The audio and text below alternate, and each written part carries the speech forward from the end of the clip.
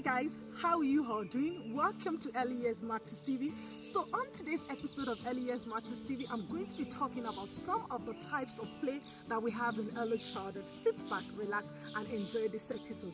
So one type of play that we have in early childhood is free play. So what do I mean by free play? In this type of play, the children are in charge.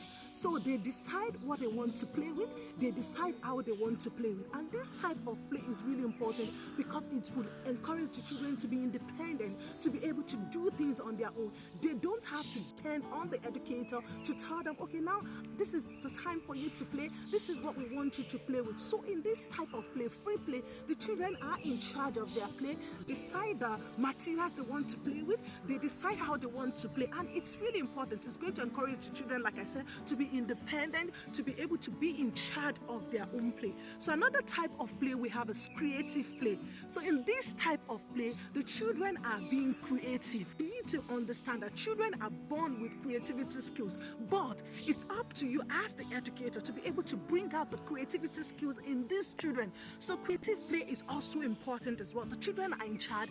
They could be painting, they could be coloring, they could be mixing, they could be coming up with ideas, dress up in relation for them to be creative. And this is important as well. I'm going to encourage you as the educator to give opportunities for the children to be creative in early childhood. So this is another type of play. So another type of play is make-believe play. So what do I mean by make-believe play? Another name for make-believe play is pretend play. So what do I mean by pretend play? In this type of play, the children are pretending, they are bringing life experiences into their play. For instance, maybe the children, they've watched something in movie and they bring this into their play. This is the type of play where sometimes, the children pretend to be the doctor, while one person is the doctor, another person is the patient, another person is the nurse, and you see the children talk about, okay, I'm the doctor now, you're sick, let me give you injections. So in this type of play, it's pretend play. Children are bringing what they've seen in real life into their experiences, into their play. So that's why it's really important as educators,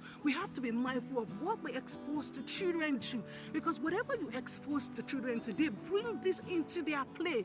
I'm telling you, early childhood, the children are like sponge. They adopt everything going on in their environment. So in relation to pretend play or role play, the children bring into what they've seen in real life experiences, they bring this into their play. So this is another type of play in early childhood. So another type of play in early childhood is outdoor play.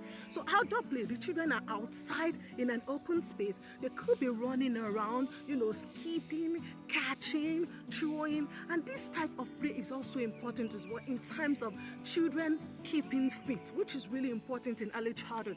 As you know, obesity is rampant in early childhood among young children. So when the children are engaging in outdoor play, they'll be able to keep fit, and we as a community will be able to combat obesity. So these are just some of the types of play in early childhood. If you know of other types of play in early childhood, leave this down in the comment section so that everyone can learn. And on this note, I'm going to invite you to a that I'm hosting in the month of June. So for the month of June, I have a list of seminars that I'm going to be hosting online on Zoom. So distance is not a barrier for you saying, oh, I would love to be part of this training, but because of distance, I don't like traveling. No.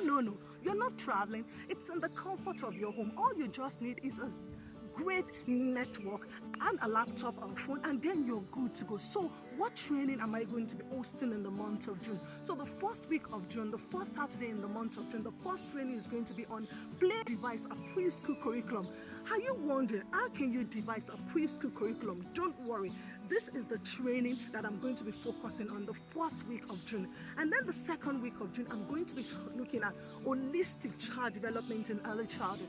How you as the educator could promote the overall development of the child in early childhood. And then the third Saturday, I'm going to be looking at a play-based approach to early childhood. Sign up for this training. All you just have to do is contact earlyyearsmatters34@gmail.com. I repeat, to sign up for this training, contact earlyyearsmatters34@gmail.com. I tell you, these trainings are going to be life-changing.